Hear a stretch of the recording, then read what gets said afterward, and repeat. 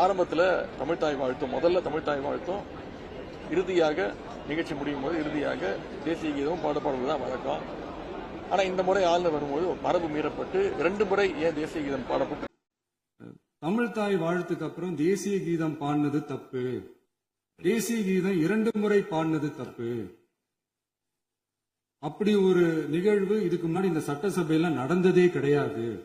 அந்த மரபே மாத்திட்டீங்க. இப்படி ஒரு பெரிய ஒரு போர் மாதிரி எதிர்கட்சி சார்ந்தவங்க எல்லாம் சொன்னாங்க இல்லையா? அந்த மாநில உரிமை போராளிகளை, அந்த மரபு காக்கிற உரிமை போராளிகளை ஒரே ஒரு கேள்விதான் கேட்கணும்.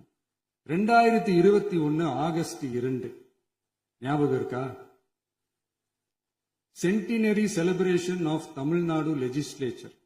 அந்த ஃபங்க்ஷன்ல நம்ம முன்னாள் முதலமைச்சர் கருணாநிதி அவர்களோட கலைஞர் அவர்களுடைய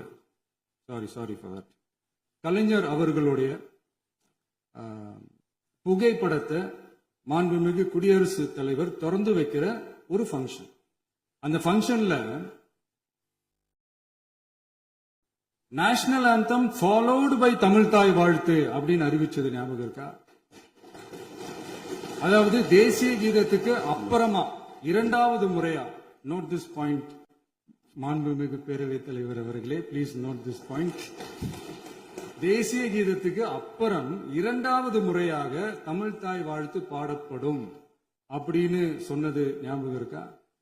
அதுவும் முத்தமிழ் அறிஞர் அப்படின்னு சொல்ற நம்ம கலைஞர் அவர்களுடைய அந்த புகைப்படம் வெளியிட்டு விழாவில் அவர் இருந்த இதே சபையில தமிழ 2வது இடத்துக்கு தள்ளினது யாருன்னு ஞாபகம் இருக்கா?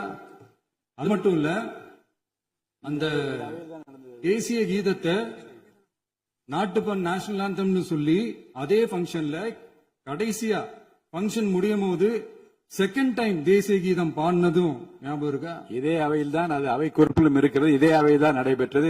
இந்த புக் நேரத்தில் இந்த ஆதாரங்களை அளித்த மாண்பு முதல்வர்களுக்கு நன்றியை தெரிவித்துக் கொள்கிறேன். டவுட் இருந்தா இந்த புக்கை பார்த்து தெரிஞ்சுக்கலாம்.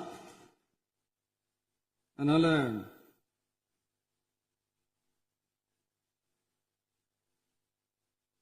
இதெல்லாம் கேட்டா என்ன சொல்லுவாங்கன்னா, அது ஜனாதிபதி கலந்துகிட்ட பங்கன், அதெல்லாம் அப்படிதான், அதெல்லாம் கண்டுக்க கூடாது அப்படின்னு சொல்லுவாங்க. இதே மாதிரிதான் பேசுறது ஒண்ணு, செய்யறது ஒண்ணு, பேசுறது ஒண்ணு. இதெல்லாம் மக்கள் பார்த்துக்கிட்டு இருக்காங்க. எலெக்ஷனுக்கு முன்னாடி தான் அப்படி செஞ்சுக்கிட்டு இருந்தாங்க.